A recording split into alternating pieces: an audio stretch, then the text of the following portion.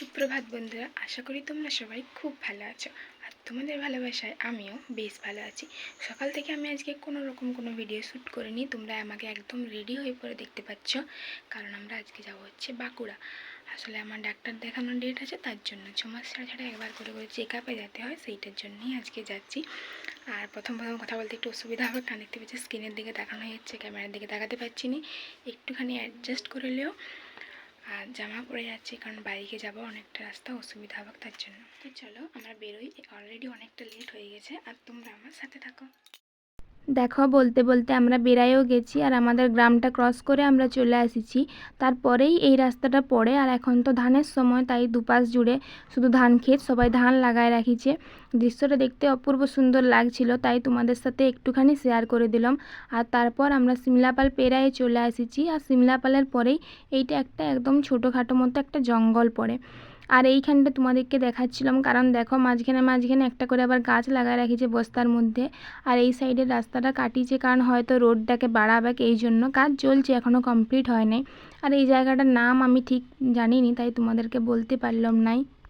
আর আমরা যখন ঘর থেকে বেরিয়েছিলাম তখন তো সূর্য মামার কোনো দেখাই থাকে নাই, এখন মেঘের আড়াল থেকে একটুখানি দেখা যাচ্ছে, সেইটাই দেখছিলাম। এখনও পুরাপুরিভাবে দেখা যায় নাই, ওই হালকা হালকা বেরোচ্ছে। এই চিরদিন তোর দরজা খুলে থাকিস, অবাদানা গোনার হিসেব কেন রাখিস, সাক্ষাৎ আলাদা।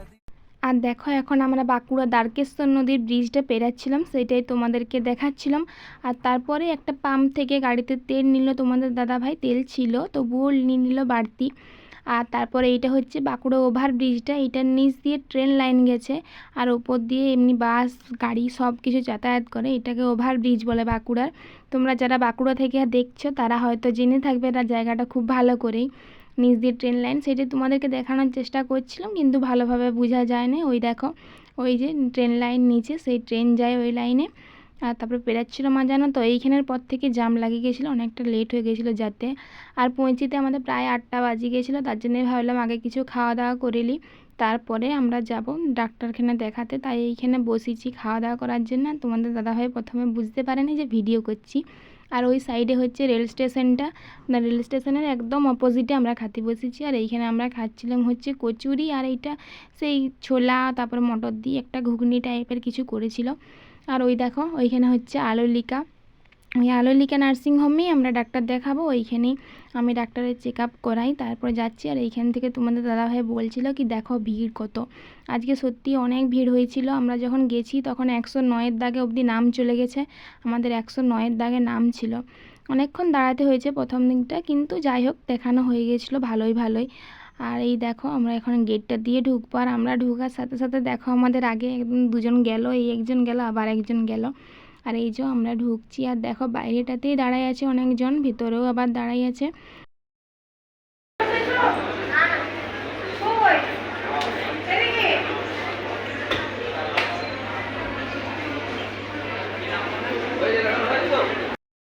দেখো বন্ধুরা, বাঁকুড়া থেকে চলে এসেছি আমি অনেকক্ষণ, আসার পর আমি চান করেছি, খাওয়া দাওয়া হয়ে গেছে, তারপরে একটু ঘুমায়ও গেছিলাম আমি, আর ভিডিও করতে পারিনি, শরীরটা ভালো লাগছিল না। আসলে বাঁকুড়ার ওই লাইনে না রাস্তাটা প্রচণ্ড খারাপ, তারপরে সেই পিছনে মোটরসাইকেল পিছনে বসলে নেই কোমরটা পুরো সে নাচায় যায় দিয়ে আমার কোমরে প্রচণ্ড ব্যথা করছে, তার জন্য একটু শুয়ে গেছিলাম। আর তারপরে এই মাত্র আমাকে ঠাকুমা ডাকলেন, তারপর ডাকে এবারে মাথাটা আঁচড় দিলেন, আর দেখো গরম হচ্ছে তো টিপ সব কোন দিকে চলে গেছে। আমি এবারে মুখে হাতে একটু জল নিব, তারপরে ফ্রেশ হবো। আর মা ঘরে নাই, জানো তো, মা গেছেন হচ্ছে ঠাকুর থান, নাহলে মা ডাকি দিতেন। আর বন্ধুরা আজকের মতো ভিডিওটা এই পর্যন্তই। তোমাদের যদি আমাদের ভিডিওগুলো একটু ভালো লাগে থাকে তাহলে অবশ্যই লাইক শেয়ার আর কমেন্ট করবে, আর চ্যানেলটাকে সাবস্ক্রাইব করবে। আর তোমার সাথে দেখা হবে পরের দিন আবার নতুন একটা ভিডিওর সাথে। তোমরা সবাই আমার পাশে থাকবে আর সুস্থ থাকবে। সবাইকে টাটা।